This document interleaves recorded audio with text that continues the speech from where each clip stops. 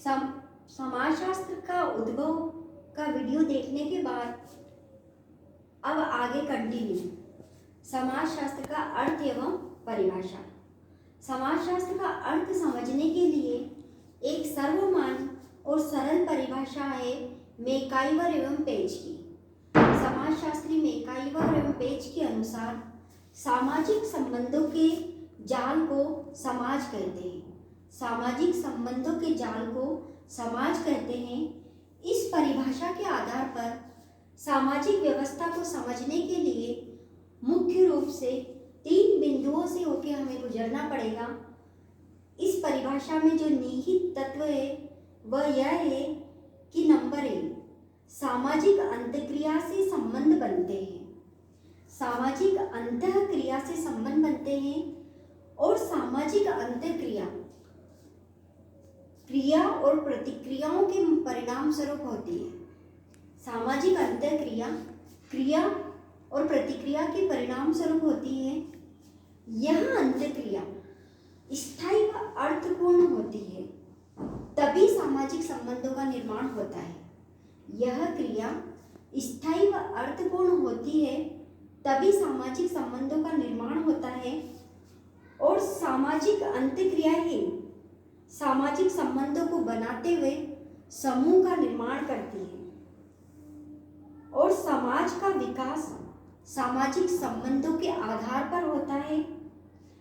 उपरोक्त बिंदुओं के माध्यम से स्पष्ट होता है कि जहां पर भी अंतःक्रियाओं के माध्यम से जो संबंध बनते हैं उसको हम समाज कहते हैं।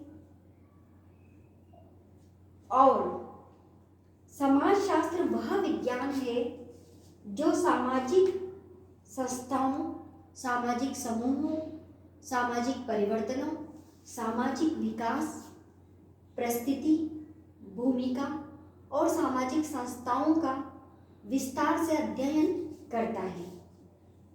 इस तमाम बिंदुओं के माध्यम से हमने समाजशास्त्र का अर्थ समझा। अब समाजशास्त्र का विषय क्षेत्र क्या है? समाजशास्त्र का विषय क्षेत्र क्या है?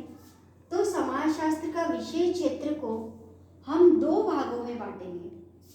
एक स्वरूपात्मक समाज संप्रदाय और दूसरा समन्वयात्मक संप्रदाय। एक है स्वरूपात्मक संप्रदाय और दूसरा है समन्वयात्मक संप्रदाय।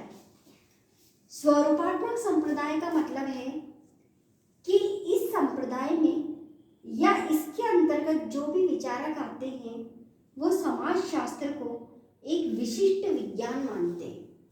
एक विशिष्ट विज्ञान का मतलब है कि राजनीतिक, भूगोल विज्ञान, प्राकृतिक विज्ञान की तरह समाजशास्त्र की भी एक स्थायी और पृथक सामग्री विषय के रूप में लेना चाहते हैं।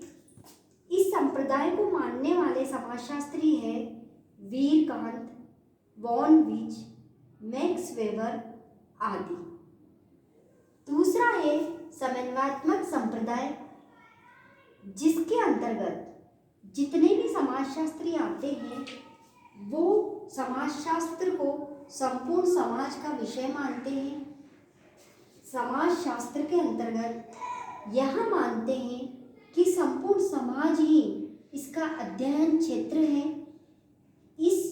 इसके अंतर्गत आने वाले समाजशास्त्री हैं दुर्खिम, सोरोकिन, जिन्सबर्ग आदि।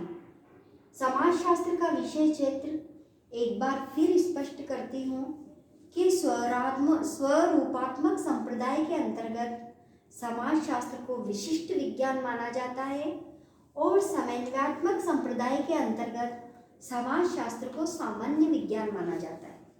विशिष्ट के अंतर्गत विशिष्ट अध्ययन पद्धति को लिया जाता है, अध्ययन सामग्री को लिया जाता है और समन्वयात्मक संप्रदाय में यानी कि सामान्य विज्ञान के अंतर्गत समाज के संपूर्ण पहलू का अध्ययन किया जाता है। बच्चों, आज के लिए इतना ही।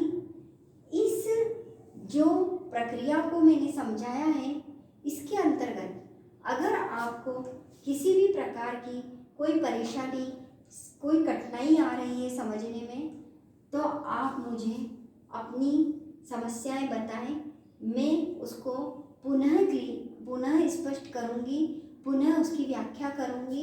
धन्यवाद।